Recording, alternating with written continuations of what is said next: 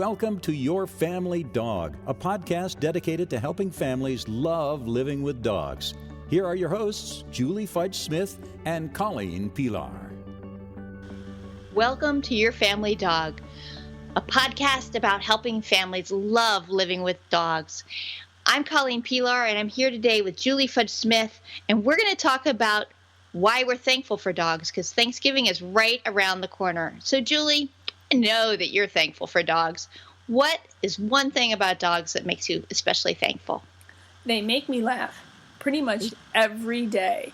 Even on the worst days that I have, my dogs will do something that will make me laugh, and so that the day isn't completely ruined because they've always added some real joy to my life. And it's hard for me to say specifically what they do, but it's always something silly, like I'll be sitting at dinner and somebody will sneak up beside me and suddenly there's a Kong in my lap, like, if you're done with what you're eating, how about you put it in here and I'll be just fine. I think in the last couple of years, I've been starting to learn a little bit more about meditation and mindfulness and sort of being in the moment. Mm-hmm. And I think it's those moments where a dog makes us laugh that we really stop and go, oh, right now, this is good. And I think for me, that's just one of the most amazing, beautiful parts about dogs is they bring me out of all the chaotic thoughts in my head into right now, what's happening right now. And they usually do it in such a funny way. Oh, they do. And you're right. And that's one of the beauties, because they force you to go, you know what? I need to pay attention to you right now. We need to go out and throw a ball right now. We need to go out and just sniff the breezes right now. And they wind you down so you're really in the moment. So there's nothing wrong with right now. And I think we all need those times in our lives where nothing feels wrong, where everything is just flowing the way it's supposed to, at least for this instant. And dogs have a really miraculous way of pulling us into those moments of an instant. And reminds me of, speaking of Thanksgiving, a couple Thanksgivings ago, it was a really busy day, and I was on my feet and cooking for most of the day, and we had lots of little people and adult people, and the three dogs were challenged all day long with stuff like funny smells, wonderful smells, and lots of shrieking people. But about 6 p.m., I actually got to sit down for a minute, and I sat down on the couch, and Bingley immediately jumped up on the couch, and he curled into a tight ball, and he put his head on my lap and just heaved this huge sigh. Mm-hmm. And it was like, wow, that's it. This moment is worth all the chaos. It was so great. I put my hands in his real soft ears, and he just snuggled in closer to me. And for that moment, it was all I really needed, was just he and I in that quiet moment together. And it was just so rejuvenating. And I will always remember that day with a great deal of Thanksgiving, because it was just exactly what I needed at the moment, and he knew that. And he needed it too, so you could see that he had spent the day going, she's busy, she's busy, she's busy, she's busy, she's mine. Okay, here's my moment. This is my spot, my chance to really connect with someone I love. There he was on the couch. So dogs, oh wow, they just fill our hearts up. Yeah, they do. There's a writer who, her name is Carolyn Hacks, and she's an advice columnist, but she has a line, and I'm going to not get the words exactly right, but she said, anything that has the power to fill your heart up has the power to crush it. And it's true. Like, we totally love our dogs with this open abandon that they fill us up because we love them so much and because they love back. And it's such a huge gift. There's this amazing power when we let ourselves be open to it. And it's those little moments of connection. It's like, even just before we recorded, I rushed my dog out for a potty break. I was like, hurry, we're going to go record. And he said, no, it's bright, it's sunny, it's beautiful. He's standing and sniffing in the yard. And I made you wait. I was like, sorry, Julie. There's something really important out here that needs to be sniffed in this moment. And I think that's one really fascinating part about dogs, is that they really are in the moment all the time. And usually the moment is good. Yes. So we spend a lot of time thinking about things that are not happening. What if this happens? What if that happens? What will I do about? Those moments aren't happening. Those are just moments we're creating in our heads. Right. As one of my friends once said, she said to her mother one time, you know, Mom, you've crossed a whole lot of bridges you never got to.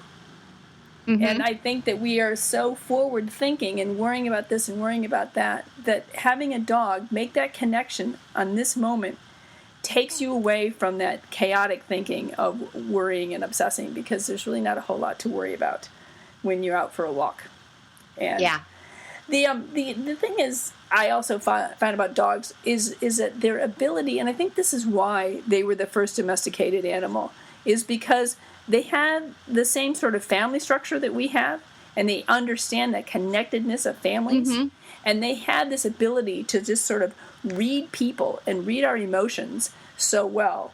I had our first dog, we first got married, was a little black dog we picked up in a flower market in Ecuador, which I gave to my husband for our first anniversary. And he was just a terrific little dog. He traveled the world with us. And he had such a sense for people. Whenever I was upset, if I just sat down, if I burst into tears, he would come over, he would crawl into my lap, lean into me, and then just gently lick my tears away. Mm-hmm. And he would stay as long as I needed it until I calmed down. And then he'd kind of look at me like, is it okay if I get down? And I'll never forget that. He had the power to just say, okay, you really are in sad shape right now, and I can't make that better by taking it away, but I can make it better by being here with you. Right. And that goes back to that being in the moment thing, that they can rev up and be excited, or they can be a gentle, quiet companion when you need that too. Yeah, the whole social connection of dogs is really, it's such a gift. I was reading recently, Maslow's hierarchy of needs, and mm-hmm. social connection is, I think, third on that. But it said really that's probably not true. If we reanalyze that, knowing what we know now, that social connection is our primary need. Like, humans cannot survive without a social connection at birth. You die. If there's no one to take care of that baby, they die. And we have these interconnected needs of, we need people. If you even think about movies like Castaway. So Tom Hanks is on an island, there's nobody there, and he has a relationship that is a profound part of this movie. With a volleyball. But he needs to have a relationship. And we have a craving for relationship, and dogs have a craving for relationship, and that ties us so closely together. And I have an amazing cat, and he's very social and very sweet, but I don't think he has the same craving for relationship that my dogs have had. And so it is species-wise a very nice symbiotic relationship between the two of us, where their needs and our needs dovetail so beautifully together. I agree, and I think it is a lot to do with just the way in which, that their whole social structure is real similar. They live in families. We mm-hmm. live in families, and so that makes it very easy for those two things to mesh. I think one of the things is that in both of the instances that I talked about at Thanksgiving and then with my little dog Bandit, was the physical touch and affection that they gave was so profound, so that even when I was alone, I never felt alone if my dog was there, because there was always that physical and almost spiritual connection with them.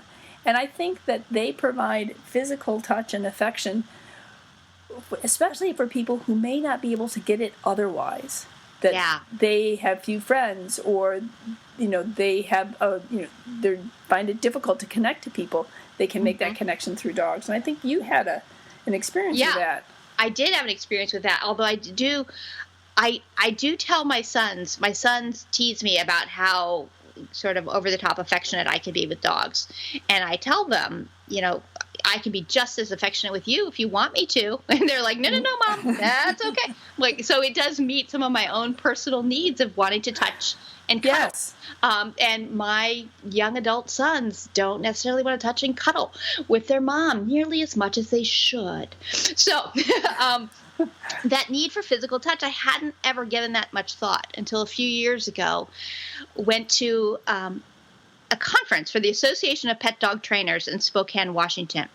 And a dog program there, oh dear, I'm forgetting the name. It's Carol Burns and Kim Immel's amazing program that is Diamonds in the Rough.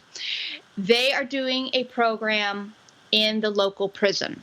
And they had made arrangements for dog trainers to come into the prison and meet some of the men who are working with these dogs and meet some of the dogs. And so I signed up, and I signed up with a little bit of maybe discomfort. Like, did I think it was good for the people in prison to have dogs around? Yes. Did I think it was good for dogs to be in prison? I wasn't so sure. Was that a safe environment for them? Was it a healthy environment for them? I was not convinced. So we went, and it was the most amazing night. Several of the men got up and spoke, and they talked about the connections they'd made with these dogs and the connections that being with these dogs had helped them make with other people. So the guards talked to them about their dogs. The other people talked to them. The other inmates talked to them about the dogs. But they also had this dog that they could touch. They had a physical outlet, because in prison, nobody touches you for any reason other than unkindness, that you wouldn't be touched in a friendly, affectionate maneuver. And so seeing these men, and they were really big guys, but the rule at this prison was that the dogs had to be relatively small because of crate sizes. Like, they had to have the crates fit in a very specific spot. So great big guys and these little tiny fluffy dogs. And they had little mats for their dogs and bully sticks for their dogs. And they were so gentle with these dogs. And they were so kind and so caring and so compassionate. I could see them interacting with the dogs in a very, very gentle and appropriate way. And one of the men said, they were learning dog training. They weren't just like hanging out with dogs. They were specifically learning very good dog training and reading dog training books and studying dog behavior. And one of the men said, if my father had known these positive reinforcement techniques that I'm learning here, I wouldn't be in prison today. And now I can be a better father to my children because of the things I'm learning about training this dog. Okay, you're going to make me cry here, Colleen. I cried through the whole thing. I cried for 2 hours. I said, I should have put Kleenex on every seat. I sobbed my heart out. But it was amazing. And then they told me that there was actually a fight broke out in the yard one day. And, the alarms go off and everything goes, it's just crazy. And their initial report was there had been no dogs in the yard. But then when they went back and they watched the video, there were 3 dogs in the yard. And in each case, the man with the dog scooped the dog up, shoved him under his vest, because they all wore vests that they were canine handlers, shoved him under his vest, and then smashed his body up against a fence so that his body was protecting the dog. And that was not a coordinated move by any, they had not trained this behavior. If something happens, this is what you do. No, these men just defended their dogs. They just said, something bad is happening. I need to take care of this dog. The most important thing is that I take care of this dog. Oh. So that connection, these men aren't going to get out anytime soon, most of them. And yet they cared because the dog was able to give back. So here we are. Now we're going to cry in our little things, the things that dogs do for us. But since then, I talked to a woman locally who's running a prison program, and she said that one of her canine graduates now lives with the mother of the young man who trained the dog. And Aww. He likely will not be out in this dog's lifetime. But for the next 10 years, every time his mother shows up, she can talk to him about his dog. The dog that he trained, who still lives in her house. That's a nice connection between the two of them. So that need for physical touch and affection, it doesn't go away, but there are times in our life where we feel like we can't or we shouldn't be touching others. But with dogs, if you have a dog who can help you meet that need, it can help us stay more open to each other and to the dogs themselves. Absolutely. That's just a wonderful story. It reminds me a little bit of that the fact that dogs provide social facilitation as well. Mm-hmm. That not only do they provide you with touch and affection, it provides a social facilitation for you to connect to others. Right. And I used to volunteer at the Thurber House, which is one of the homes that the author James Thurber lived in when he lived in Columbus, and is now run as a museum and a writing center. And they have authors come in and give presentations, and Amy Tan was one of the authors, and this was several years ago. And she has 2 tiny Yorkies, or she did at the time, like 2, maybe 3-pound Yorkies, really tiny ones. And she had them with her at all times. And when she would sit down at the author's table to sign books, the dogs were there, and she would open the crate, and they would come out. And the reason she did that was because people are always just so overwhelmed by meeting this famous author that the dogs provided a means for her to interact comfortably and reliably and facilitate social interaction between her and the people who were reading her books. And I just thought that was wonderful.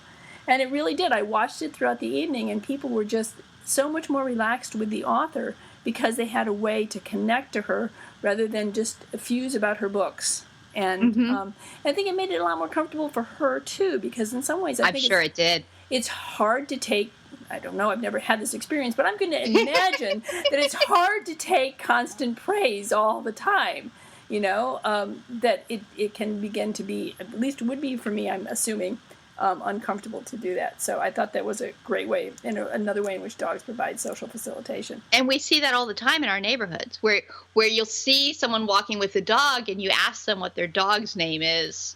And you may or may not remember to ask them what their name is, but you'll remember, like, oh, there's Jackson. Jackson's out for a walk today. And people do that all the time, that they know each other by their dogs, and they recognize each other by their dogs, and they provide this really nice connection. I think another piece that perhaps with Amy Tan, and for all of us, but in that moment, like, the dogs don't care that she's a famous author. Right. They do not care one speck what any of us have accomplished. They care if we're kind. They care if we're good, if we're consistent. But they don't care if you're the boss at work or if you're the underling. They don't care if you do a good job, if you do a poor job at work. They don't care if you're smart. They don't care if you're well-read. They just care if you're kind, and they just care if you're consistent. They really boil down to they care about whether or not you're a good person. And I think that as in the prison program, dogs have the ability to bring out the better angels of our nature. Right. To really reform us into being good people. And I think that's just another amazing thing about dogs.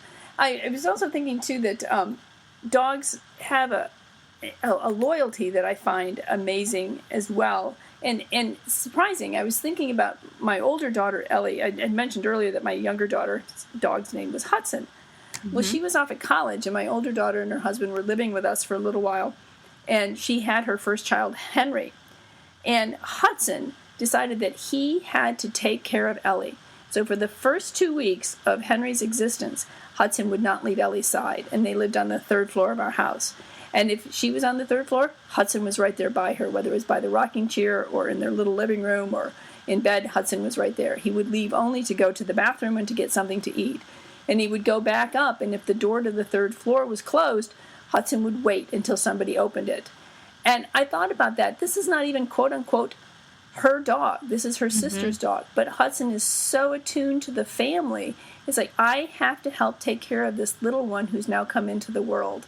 And I have an allegiance and an obligation to them. And I just thought that was very moving to me because I had no idea that was going to come out in Hudson. I had no idea he had that kind of relationship, with Ellie. So dogs can so surprise us sometimes with their. We always think of them as loyal and true, but it's really wonderful to see it go into action. It is, and I think sometimes people talk about dogs like they don't have a memory. It sort of amuses me when people say that, like, oh, you can only remember the last 5 seconds. I'm like, no, you can remember people, you can learn things, all those connections. And so dogs will remember people that they haven't seen for a long time, but then when they see them again, not every person, but with many, they go, you can tell this dog goes, I remember you, you're my friend. And those kinds of bonds really help us, and they help the dog too. Having close social ties with dogs is a really nice gift for us. And I think it strengthens our ties with each other, but also with the dog themselves. That dog and future dogs. Yes. Because once you know that exists, then you're seeking it with future dogs. Absolutely. I do that in appointments sometimes where I feel like, oh my goodness, you and I actually just really met here today. And it's not even always the first appointment. It's sort of like, oh, now you know how to communicate with me and I know how to communicate with you. Mm-hmm. We've got something special here. And really hoping that the families can get that with that dog too, because it's so precious. I think that's true. And you have, just like you have different relationships with different people, you have different relationships with different dogs. Bandit was our first dog, is a family dog. That was some 34 years ago. And he holds a very special place in my heart because he was my first dog as an adult mm-hmm. and as a family. And he welcomed my children, and I will always hold him in a very special place. We've had lots of dogs subsequent to that, and each one, what I really began to realize is that my relationship is predicated a lot on who they are. It's not just what I want out of this relationship, but they bring, just like your children bring their own personalities, your dogs bring their own personalities as well. And there are going to be some dogs that you're going to bond to more closely than others. That doesn't mean that the bond you have with some dogs is not valid or worthwhile, but there are going to be some dogs along the way that are almost as if they are your soulmate, that you bond to them in a way that is just unbelievable. And it's hard to explain to somebody who's not a dog person what it is to have that canine companionship. And once you've had it, it's almost like a drug. I want it all the time. Once I've had that with a dog, then it feels very empty in my life not to have that canine companionship. And I'm so grateful for that ability to bond so deeply with another species. It certainly is wrenching when they die because every dog lives way too short a life. Yeah. But I wouldn't give up that time with them for any amount of pain caused by their loss. It is awful to lose them. That is the hardest and worst part. And I read something a couple years ago that said the good part about dogs' shorter lives is that it encourages us to have them. That if dogs lived 50 years like birds, we'd be less likely to adopt. Like we'd say, I don't know if I can do this for 50 years. The walking, all of the external pieces of dogdom. And it was an interesting way to reframe that idea in my head because I've always thought that's the only flaw in dogs, that their lives are too short. But we get to share our lives with dogs because we can commit for 15 years, whereas we might not be able to commit for 30 or 50 to the needs to meeting the needs of this dog, to look forward and say, can I do this? But it's so painful when they go. It is.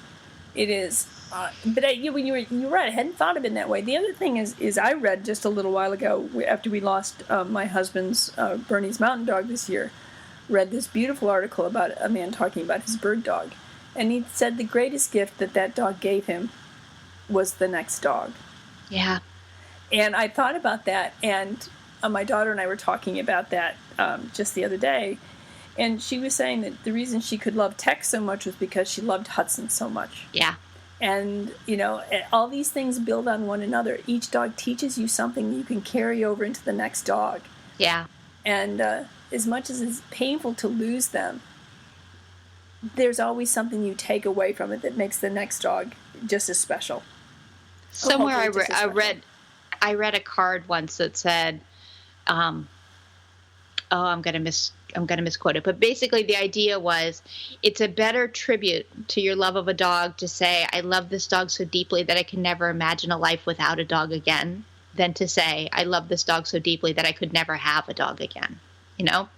That the gifts and the joy and the love that a dog brings to your life are something that can keep going. And wow, we're getting toward the really sad Thanksgiving stuff. We're so happy about dogs, and now you're going to make me cry.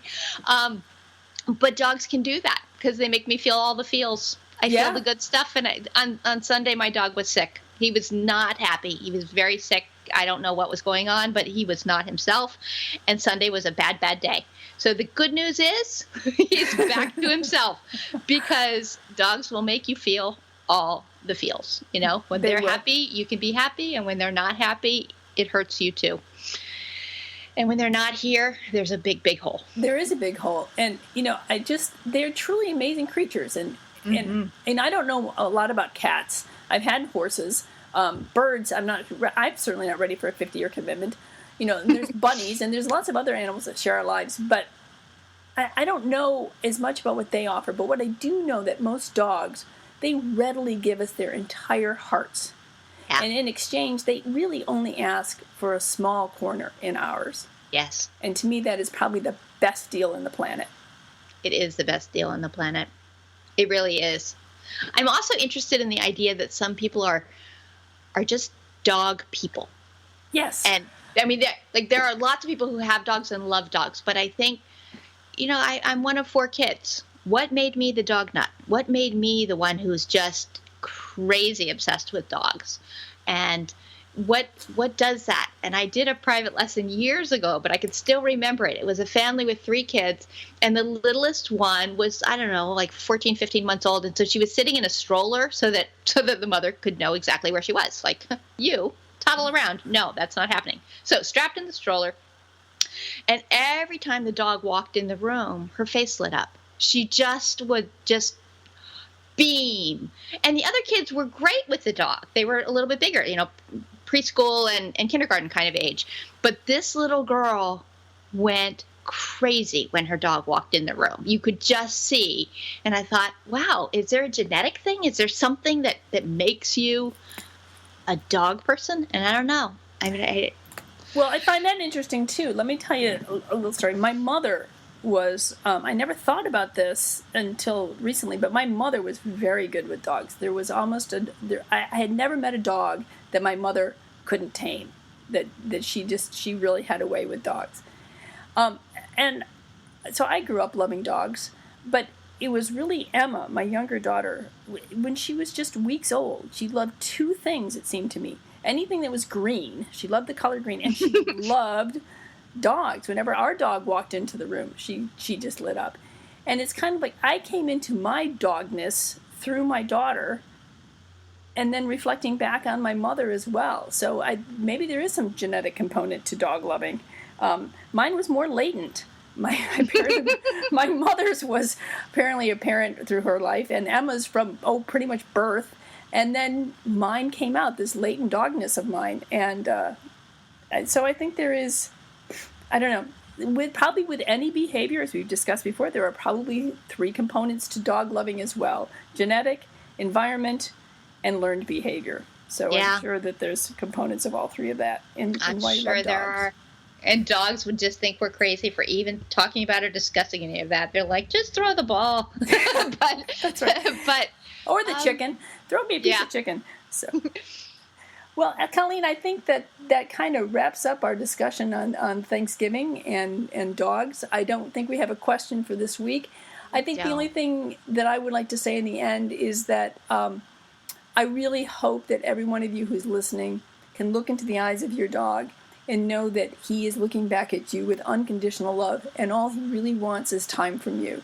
So spend a little time with that canine who's chosen to spend his life with you, and give him a treat from Colleen and me. Yeah, and happy Thanksgiving. We're so thankful that your dog has someone who loves him. Yes. All right, see you next week, Colleen. Bye. Thanks for listening to Your Family Dog. Got questions? Interesting ideas? Colleen and Julie would love to hear them. Call 614-349-1661 or visit www.yourfamilydogpodcast.com to share your thoughts. Hey, if you enjoyed the show, could you do us a quick favor? Head over to iTunes or Google Play or Stitcher or wherever you get your podcasts and leave us a review. That will help other families find quick and easy tips for enjoying life with their dogs. Thanks!